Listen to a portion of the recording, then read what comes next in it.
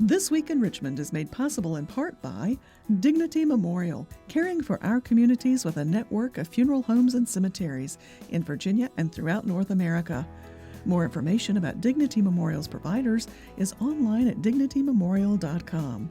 Alpha Natural Resources. Consistent with its Running Right process, Alpha is an energy company committed to being a leader in mine safety and an environmental steward. We fuel progress around the world. More information at alphanr.com. The Virginia Chamber of Commerce, the voice of the Virginia business community, working in legislative, regulatory, and political arenas to promote the free enterprise system. Information at vachamber.com. Virginia hospitals and health systems provide jobs. They support our economy and promote public health. Local hospitals are always open to help people with unexpected health needs. Having a stable healthcare network is vital. Virginia hospitals are our lifeline. It's amazing what my students with special needs can accomplish. Their pride is priceless. That's why I teach. Brought to you by the Virginia Education Association, because a good education is good for everybody. Additional support is provided by these sponsors.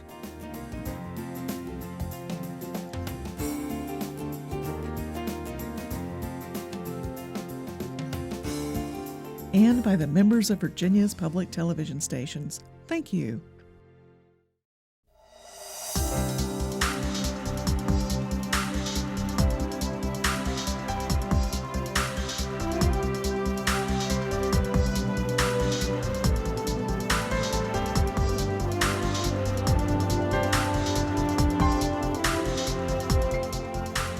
Welcome to This Week in Richmond, and a very special welcome back to Senator John Edwards. We're delighted to have this conversation. During the time leading up to the election, there were several of you that we really chose not to talk with because of the nonpartisan nature of certainly of our show and of PBS. But we can certainly say to you and to others who won re-election, congratulations. Thank you. Appreciate it. It was a hard-fought battle as the Democratic senator from the most western part of the state. That's right. That's the greater Roanoke area. That's right. And from an election in which you had someone who, at least at one time, had been also a Democrat who was running as well as a Republican. So a three-way race. That's right. So it was certainly one of the half dozen or less most greatly watched races in Virginia. Well, it was a very intense race. I represent the Roanoke Valley and the New River Valley, Giles County, Montgomery County, part of Roanoke County, and also all of the city of Roanoke. So it's half rural and half urban. But as you mentioned, there's a Republican who ran against me, Nancy Dye, a retired surgeon, and Don Caldwell, the local Democratic Commonwealth attorney, who ran as an independent. I think the idea was to divide the Democrats and get Nancy to win. I think that was the strategy. It didn't work, of course, and I won by a good margin. I was very pleased, very gratified. It's my sixth term now. And some of the things I ran on were bringing Amtrak to the region. I got the connector bus 4 years ago, which between Roanoke and the New River Valley and Lynchburg, to the Lynchburg Amtrak train. And people have been very pleased about that. And this was a marketing tool, really, to bring Amtrak to the Roanoke Valley. We proved that there's a real market for Amtrak. And so Amtrak is coming, hopefully in next year, certainly no more than a year and a half, by 2017. That's what they said.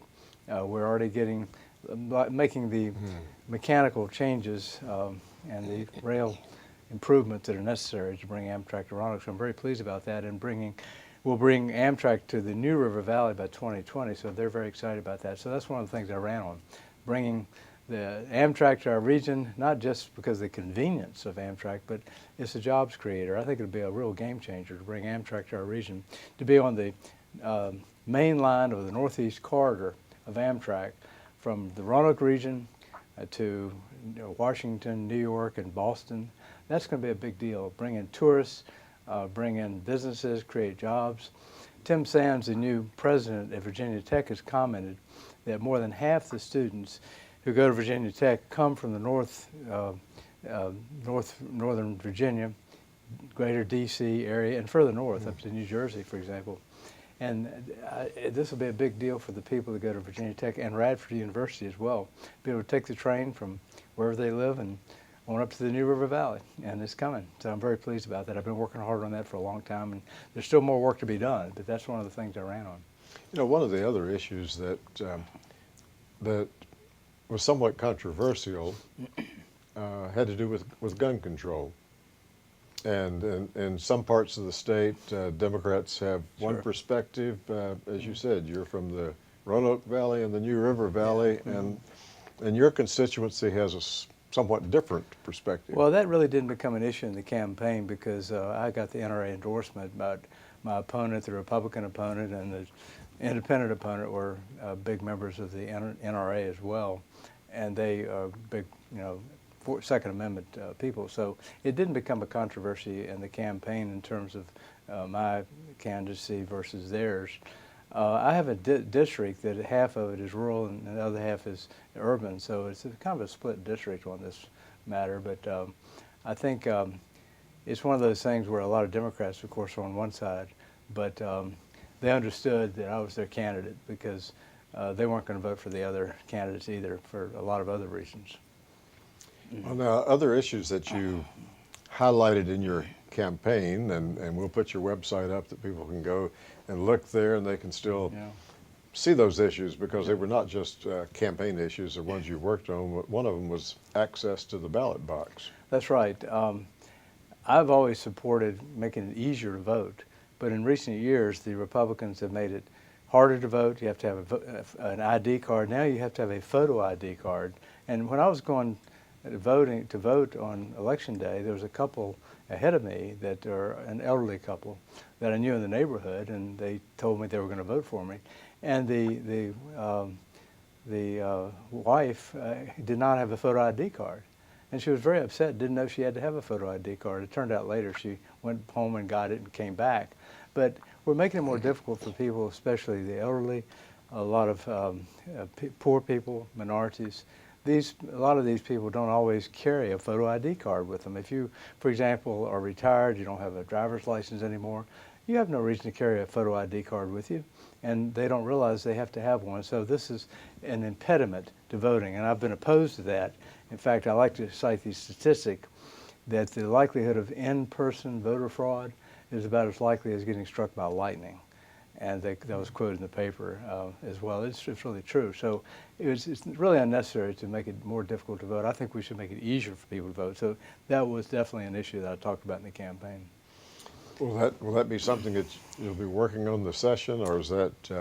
Well, that's the law now. It was passed when the Republicans controlled the House, the Senate, they had the lieutenant governor, and they had a Republican governor from 2012 and 2013, they got those bills passed. They would not pass today. Okay. Now, another issue that's been very hot throughout the Commonwealth, hot sometimes, I guess, maybe on more than, at least on two sides, is the matter of health care. Right. Access to health care, the availability of health care. Oh, I've been talking about Medicaid expansion throughout the entire campaign. This also divided my Republican opponent and me. I think it makes no sense at all not to accept the $2 billion the Commonwealth is entitled to. Our dollars, they're in Washington. We've already sent the dollars up there. All we need to do is say yes, draw them back. What could $2 billion do to the economy of Virginia? Well, it would ripple through the economy, and it would bring in $105 million to the new revenues to the Commonwealth.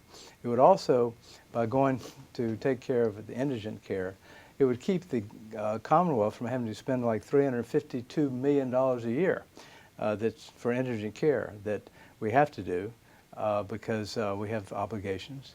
And yet those dollars, if we took Medicaid dollars, those $352 million could be used for something else, like public and higher education, public safety, and other things. So it's really a no-brainer to me to take the federal Medicaid dollars and cover those living under the federal poverty level. In my district alone, the two hospitals, Carilion and Lewis Gale, in my region are losing about $50 million a year. And nobody has questioned these figures. I got the figures from the hospitals. Combined, about $50 million a year where the hospitals are losing. Now, why in the world would we say, let's don't take the $50 million for the hospitals in my region alone? It makes no sense at all from an economic standpoint. It would create 30,000 new jobs if we took the $2 billion that the Commonwealth is entitled to. But most importantly, there's a humanitarian issue here. Those who live under the federal poverty level are being treated in Virginia today as second-class citizens. They don't qualify for the subsidy that you can get under the Affordable Care Act to buy private health insurance, and they can't afford to buy private health insurance, and they don't qualify for Medicaid. So therefore, they're just out of luck. They don't have a family physician. If you have a chronic problem, for example, nobody to go to. And the rural hospitals are losing dollars. Some of the rural hospitals are having to close. So from a humanitarian standpoint, I think it makes no sense at all not to take the federal dollars. It's federal Medicaid dollars we're entitled to, and I don't know why in the world we don't do it. You know, the expression that one hears a great deal in speaking about this is that it would provide some assistance to the working poor. Absolutely. Because correct me if I'm not expressing it correctly, those that are in extreme poverty are covered, many of them.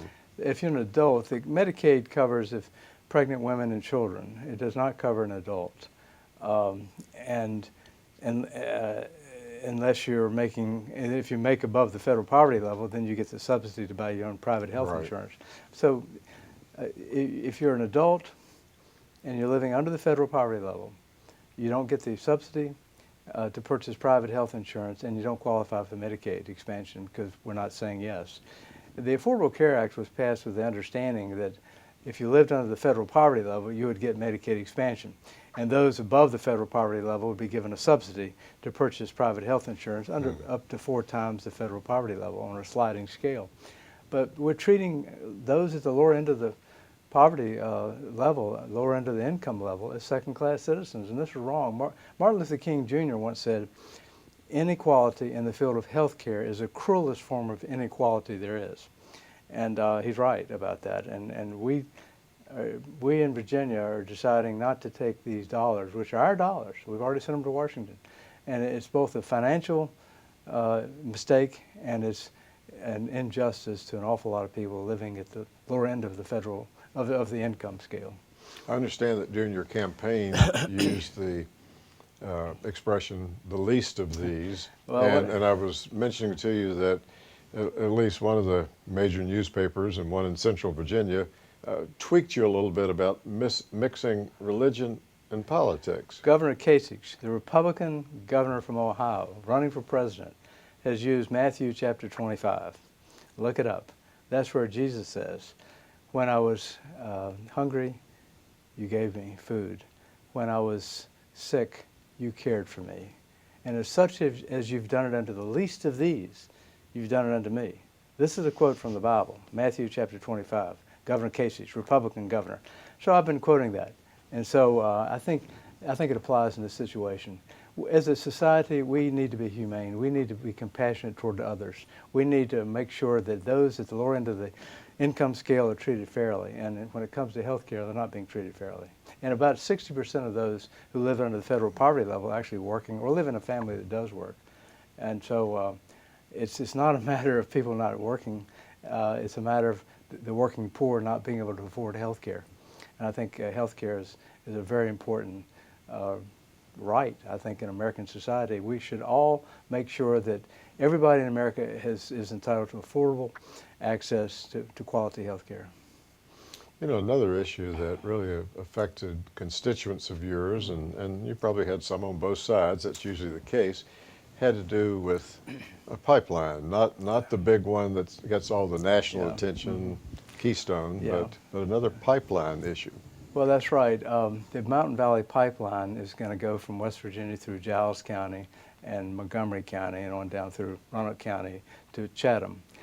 And the people who live in my district are very upset about that because of the environmental issues and the safety issues. To give you one example, the largest earthquake in Virginia history occurred in Giles County, and the seismographical activity remains. The fault line goes right through Giles County. It's likely we'll have another earthquake, and earthquakes don't come with a warning. And if there's a 42-inch natural gas pipeline coming through Giles County, for example, it could and there was an earthquake, you could have a rupture and an explosion.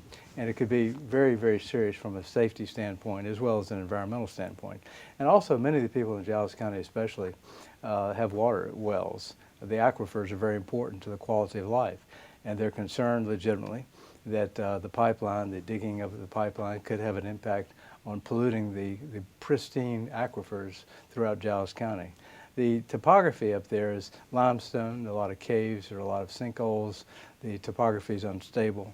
So I think there's a legitimate environmental and safety issue with the pipeline coming through this region. I sent a letter to FERC asking them to take into consideration these serious environmental issues, because right now with the environmental impact statement stage of the whole process, the FERC, Federal Energy Regulatory Commission, has to do an environmental impact statement before it makes a final decision. So I'm hoping they'll take this into consideration. Let's say that it doesn't go there. Do you see a future for pipelines? Is there another route? Is there? Well, I think they need to go around the mountains if they're going to have the pipeline at all. I think there's a way to do it, say from Ohio to Pennsylvania. There are other ways to do it. They can also do it by rail or truck. They don't have to have a pipeline. This particular company's never had a 300-mile, 42-inch pipeline. That's a huge pipeline. And I'm hoping FERC will take all these factors into consideration and decide not to let the pipeline go through this region. As to whether to have a pipeline someplace else, that's another matter. I haven't taken a position on that, but I do think this is not the region that the pipeline should go through. And many of the localities agree with me. Giles County, Roanoke County, for example, have gone on record as opposing the pipeline. I know you're a big rail supporter, right. Passenger rail and other rail too, but I was thinking about most recently the Mississippi River with some rail trouble, Lynchburg with rail. So as one would, policymakers at the state level or federal level try to figure out how do you move things. There's real, I guess, concern about pipeline. There's concern at times about rail and where the trains go through, the areas they go through. Well, the safety factor, they're looking at that in Washington at the federal level. And I support that. I know the two senators have gotten involved because there was a disaster that happened in Lynchburg not within the last year or so. And so we got to make sure the rails are safe. There's no question about that. But we are, as part of the process of bringing Amtrak, Norfolk Southern is improving the line between Lynchburg and Roanoke. That's part of the process. So I hope that will help. Although the line that I think had the problems in Lynchburg was a CSX line, not a Norfolk Southern line. All right. Well, as you look forward to 2016, having served 20 years, moving on beyond that, what are some of the issues that you see that you'll be championing? Well, I've pushed Medicaid expansion, as I mentioned, but also expanding pre-K. I put in the first universal pre-K bill 10 years ago. So I'd like to see us make more progress in providing more students, more children, the option of pre-kindergarten at the parents' option, of course. And I think that's a very popular issue, but it's a very important issue. Recently, some people in industry have said this is a national security issue, and it's the most important thing we can do for the future of the economy in America is to expand pre-K. It's that important. The other issue is affordability in higher education. I've been pushing this since I was first elected 20 years ago. I authored the policy of the Commonwealth that the Commonwealth provide 70% of the cost of higher education at the college level, and the students 30%. Well, in fact, a number of years ago, we put in $80 million in the budget just for the purpose of reducing tuition. Now, it's been a while. In the last 15 years, though, we've strayed away from that policy. I'd like to see us get back to the policy of providing more funding for higher education. Unfortunately, as Dr. Tim Sands at Virginia Tech said, higher education seems to be dispensable. It's the first thing to get cut when we have a recession. And the fact is, it's higher education and public education are the two most important things we do as a Commonwealth. So I'd like to see us fund public education more. Teachers need a salary. We're behind the curve at the national average in terms of teacher salary. And we're still about 6,000 teachers short than we were in, say, 2008, adjusted for inflation. And when it comes to higher education, we're making it unaffordable for so many people. It's a national problem, not just a state problem. But we need to find a way to make higher education more affordable to more people.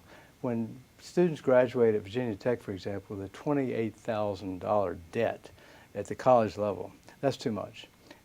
It used to be you could graduate from college, you didn't have debt, you could move on in your career. But right now, students are funding higher education through having to borrow money. And so that's not right. We should make higher education more affordable by providing more funding from the Commonwealth, but also the university boards of visitors need to look at what's the best use of their resources.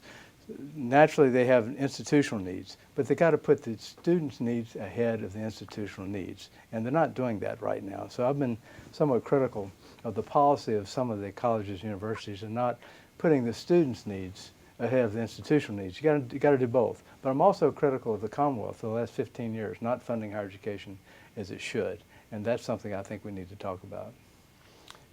Okay, we got those big issues there. What else is going to be on the Senator Edwards' plate? Well, there are a lot of little things, big things actually, that people in the Roanoke region want to talk about. Nutrition is a big issue for a lot of our students.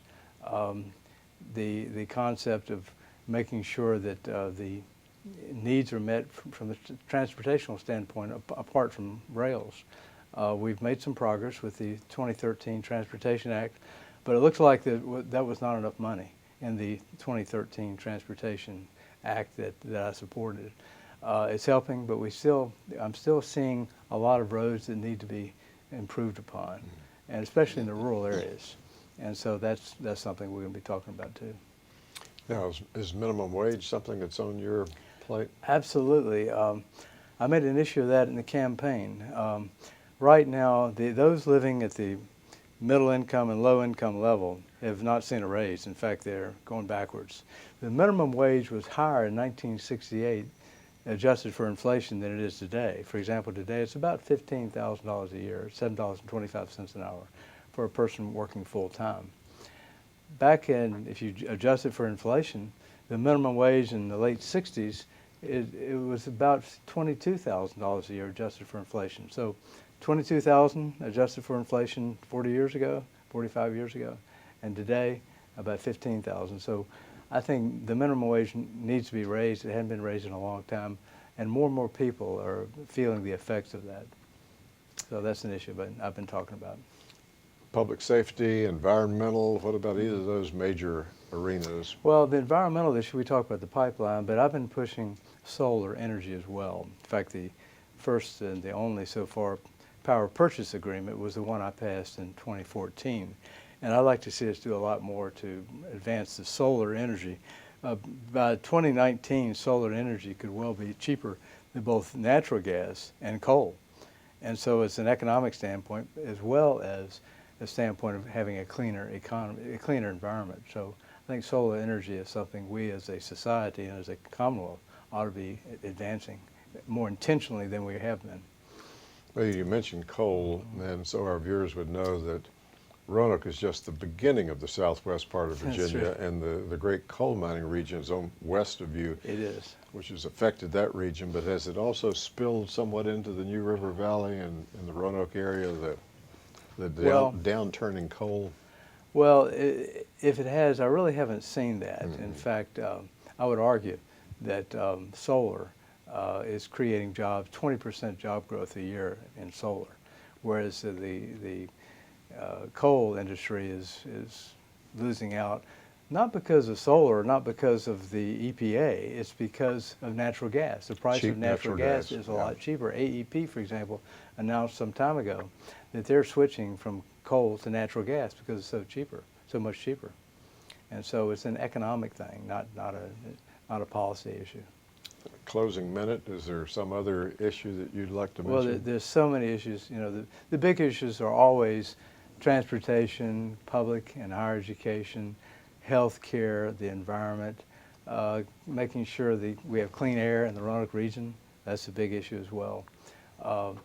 Bringing jobs. And what I've done since I've been in the General Assembly, is try to promote jobs. The Roanoke Higher Education Center, for example, has been a huge success. 8,400 students have graduated, master's and bachelor's degrees from the Roanoke Higher Education Center. It's been a huge success. I've been very proud of that. We'll have to hold it right there. Senator Edwards, thank you again. Thank you, we look David. forward to talking with Thank you you, again. David. Appreciate it. Thank you.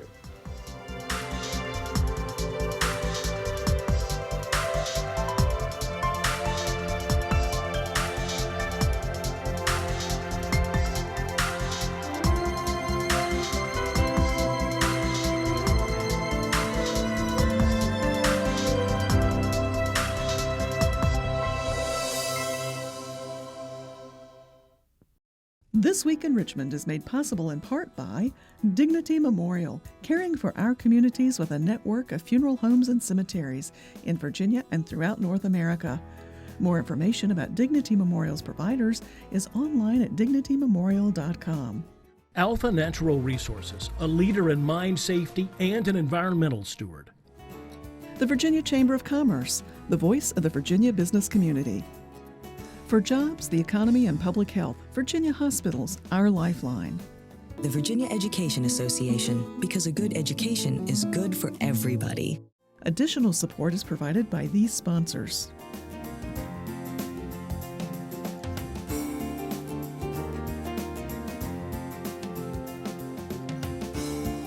And by the members of Virginia's public television stations. Thank you.